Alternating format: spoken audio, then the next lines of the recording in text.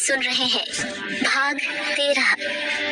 महेश बुरी तरह डरी हुई रमा को किसी तरह कमरे में पलंग पर सुलाने की कोशिश करता है, पर रमा को बार बार रह रहकर वही नजारा घूमता हुआ दिखने लगता है। बाल फैले हुए, नाखून बेतहाशा बड़े हुए, बड़े बड़े पंजे और वो डरावना चेहरा, घुराते हुए उसका अजीब ढंग से चलना, वो भयानक आवाज अभी भी उसके कानों में गूंज रही थी। महेश उसे समझाते हुए आराम से सो जाने की सलाह देकर खुद भी सो जाता है।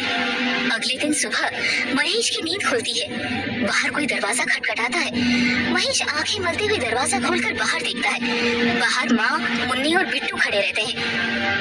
आज बड़ी देर हो गई उठने में तुम लोगों को, बहू कैसी है? पार्वती कमरे में झांककर महेश से पूछती है।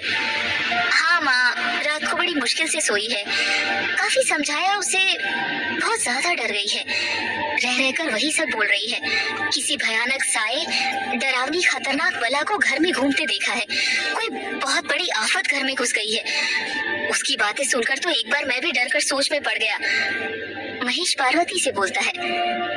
अरे मुन्नी, बिट्टू, जाओ सुंदर चाचा के यहाँ से टोस्ट बिस्कुट ले आओ, मैं चाय बना देती हूँ। जाओ जल्दी। पार्वती दोनों बच्चों को बाहर भेजते हुए बोली। अरे बच्चों के सामने ऐसी बात क्यों करता है? बाल मन है, कहीं डर बैठ गया तो बहुत मुश्किल हो जाएगी। जल्दी से नहा धोकर आजा, मैं चाय बना देती हूँ और बहू को आराम करने दे। रात को भी क्या पता कब आंख लगी होगी। बेचारी बहुत डर गई है। वो तो अच्छा हुआ कि मेरा उठना हुआ और मैंने बाहर जाकर उसे इस हाल में देख लिया, वरना पता नहीं क्या होता। भोलेनाथ रक्षा करे सबकी। जा बेटा, तू तैयार हो जा जल्दी। पार्वती महेश से बोलकर रसोई में चली जाती है। तैयार होकर महेश बाहर आंगन में आकर बैठ जाता है। पार्वती चाय लाकर उसे देती है। अरे माँ, तू क्यों परेशान हो रही है? मैं बना लेता। छोटी बहू को बुला लो ना रसोई में, हाथ बटा देगी। महेश कप से प्लेट में चाय डालते हुए पार्वती से बोला। रहने दे उसे, आज तक आई है रसोई में जो अब आएगी। अभी तो दरवाजा भी नहीं खुला उसके कमरे का। पता नहीं कैसी लड़की है, मुझे तो कुछ समझ नहीं आता। और मेरी चिंता मत कर, अभी इतनी बूढ़ी नहीं हुई हूँ कि कुछ काम भी न कर सकूं। तुम लोगों को अकेले पाला है मैंने, आज भी अपने दम पर घर चला सकती हूँ। मुन्नी बिट्टू को तैयार कर भेज दिया है पाठशाला।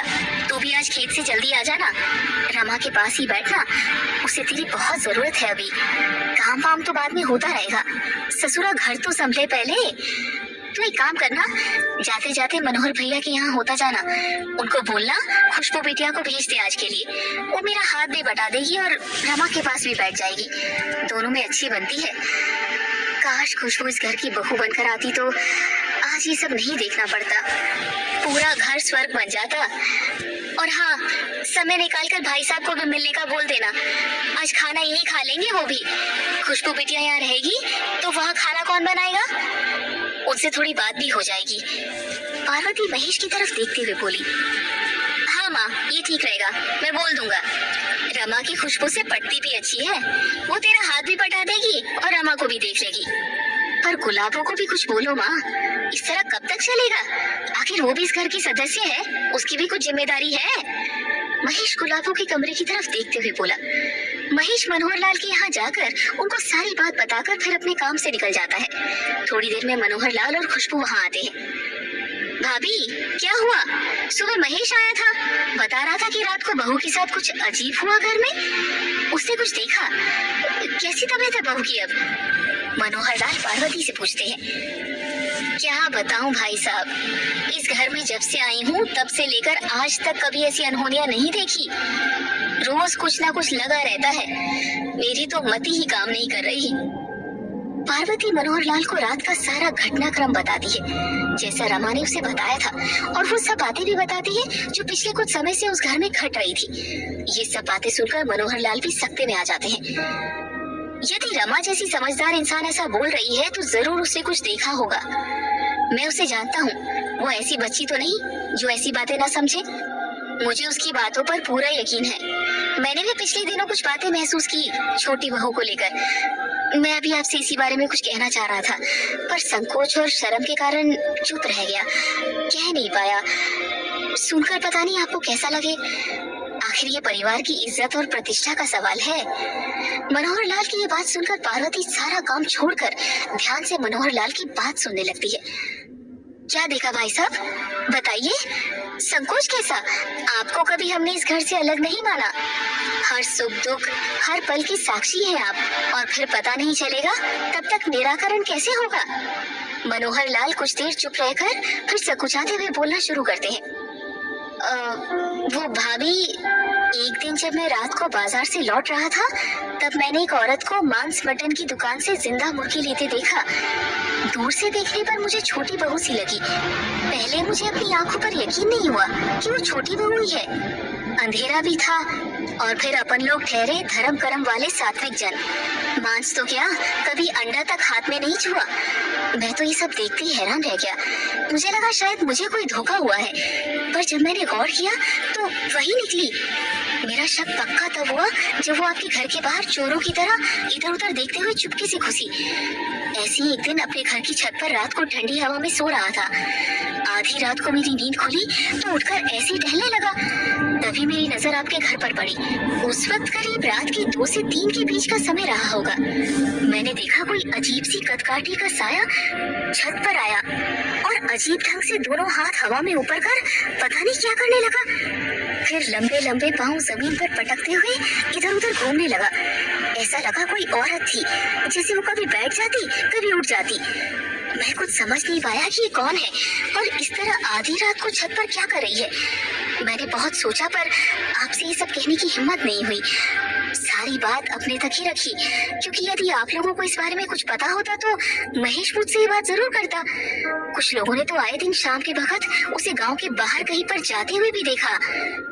पूरे बाजार और गांव में सभी दबी जुबान में बस आपकी छोटी बहू की ही बातें करते रहते हैं, लेकिन आप लोगों के गांव में बनी बनाई इज्जत और मान सम्मान है, तो किसी ने आपसे या महेश से कभी इस बारे में कोई बात नहीं की। मैं भी असमंजस में रह गया। मनोहर लाल बोलते जा रहे थे और पार्वती बड़े गौर से सुनती जा रही थी।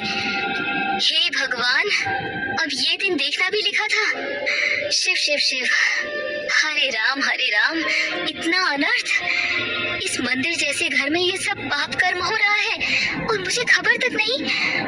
तभी मैं कहूँ ससुरी दिन भर कमरे में घुसी घुसी क्या करती रहती है। बहुत कम बाहर निकल के आती है। पर भाई साहब, मन में तो ये समझ ना आवे कि ससुरी घर से निकले कब है। दिन भर तो अंदर बंद रहे हैं। बस नहाने धोने और कुछ काम हो खुद का तभी शक्ल दिखावे। तो ये सब कर रही है महारानी। ये सचिन पता नहीं किस बला को घर ले आया है। पता नहीं कौन से खानदान की है, किस धर्म की है। बस जैसा उसने बताया, फिर हमने उसके आगे कुछ नहीं पूछा। भाग्य का लेखा मानकर बैठ गए चुपचाप। शिव शिव शिव। पार्वती दोनों हाथों से अपना सर पकड़कर बैठ गई। आपने उस दिन भी गौर किया होगा जब वो इस घर में सचिन उसे पहली बार लाया था। उसके आते ही कैसे पूरा वातावरण ही बदल गया था। बैल और गाय कितना बिदकने लगे थे, पर उस वक्त किसी का ध्यान इस पर नहीं गया। मैंने भी ऐसा नहीं सोचा था। मनोहर लाल बोले। कैसे सोचते भाई साहब, उस वक्त तो कुछ अंदाजा ही नहीं था किसी को। बस सचिन के इस तरह अचानक शादी करने को लेकर सभी वैसे ही हैरान थे, और फिर आज तक कभी ऐसा देखा भी नहीं। भाभी, मुझे तो ऐसा लगता है कि छोटी बहू पर कोई ना कोई ऊपरी चक्कर है। उसी ने यही सब करके सचिन का मन फेरा होगा। आज का लड़का ठहरा, इन बातों को क्या जाने। काली शक्तियां जागृत करने वाले लोग करते हैं कभी कभी। माफ करना भाभी, मैं कोई उसके खिलाफ आपके कान नहीं भर रहा। पर जब सुबह महेश ने रात वाली रमा की वो सब बातें बताई मुझे, तो मेरा माथा ठनक गया। मुझे लगने लगा कि जरूर दाल में कुछ काला तो है। आपको दाल में काला दिखता है भाई साहब, और मुझे तो पूरी दाल ही ससुरी काली लगती है।